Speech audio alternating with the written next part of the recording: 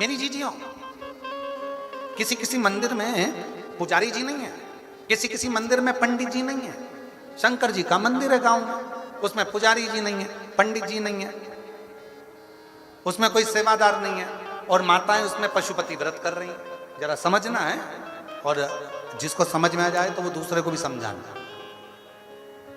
माताएं पशुपति व्रत कर रही हैं। गांव की 15 माताओं ने, 25 माताओं ने, 10 माताओं ने, 8 माताओं ने पशुपति व्रत करा। अब 8 माता जब पशुपति व्रत करेगी, मंदिर में जाएगी, प्रसाद के 2 हिस्से रखकर आएगी। ठीक है, समझ में आ रही है ना सभी को? प्रसाद के वो 2 हिस्से रखकर आएगी।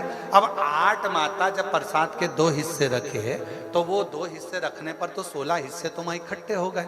अब तुम्हारा क्या काम है? कई माताएं डरती है, प्रसाद को मैं उठाऊं कि नहीं उठाऊं, प्रसाद का मैं क्या करूं, जो वो रख के गई है। तो आपका काम क्या है? आप अगर पशुपति व्रत नहीं कर रही हो, आपका यदि पशुपति व्रत नहीं है, तो एक बर्तन लेकर जाओ, उसमें प्रसाद को इकट्ठा करो, और छोटे छोटे बच्चों को बड़े प्रेम से उस प्रसाद को आरती के बाद शाम को वितरण करो। उस प्रसाद का वितरण करो। बच्चों को नहीं दे सकते तो गौ माता को, गौ माता को नहीं दे सकते कोई जीव को, पर उस प्रसाद को एकत्रित करना और उस प्रसाद को ले जाकर किसी को दे देना, मुख में आ जाना।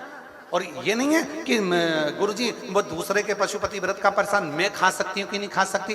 तुम्हारा व्रत थोड़ी ना है, तुम्हारा उसने तो शिव जी को दिया है ना, उस भाग को तुम वितरण कर सकते हो बाबा से कहकर, बाबा ये भक्तों के लिए प्रसाद छोड़ कर गए हैं, आपके भक्तों के लिए है, देना।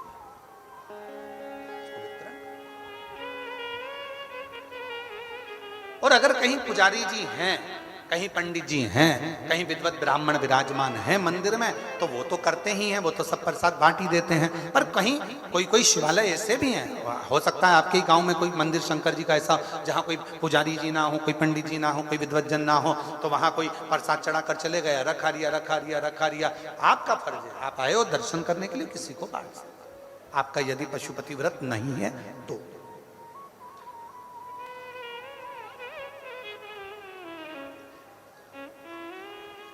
सेवा का फल मिलता है। सेवा किसी भी रूप में,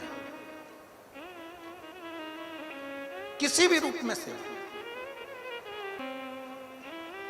हमें याद आ रही है एक नोएडा के एक अमित रघुवंशी नाम का एक लड़का, नोएडा में उसका मिलना हुआ। अगर वो कथा सुन रहा होगा तो उसको प्रसन्नता भी होगी। अमित रघुवंशी अच्छा बच्चा, 4 भाई हैं, 2 भाई दिल्ली में, वहीं नोएडा में हैं।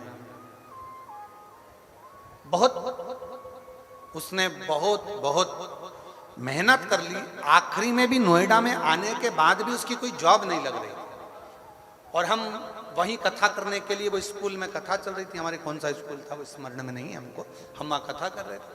वो आया मिलना है। अब हम तो कुछ बताते ना करते। उसने कहा गुरुजी प्रणाम, ऐसा ऐसा है, क्या करें? तो हमने कहा बस मंदिर में झाड़ू पोछा करो, सेवा करो, 1 लोटा जल चढ़ाओ, इससे बढ़कर क्या है? उसकी नौकरी करोगे तो वो तनख्वाह देना चालू करेगा। जिसकी भी नौकरी करोगे तनख्वाह तो देगा। वो अमित रघुवंशी ने शिव जी के मंदिर जाना चाहिए,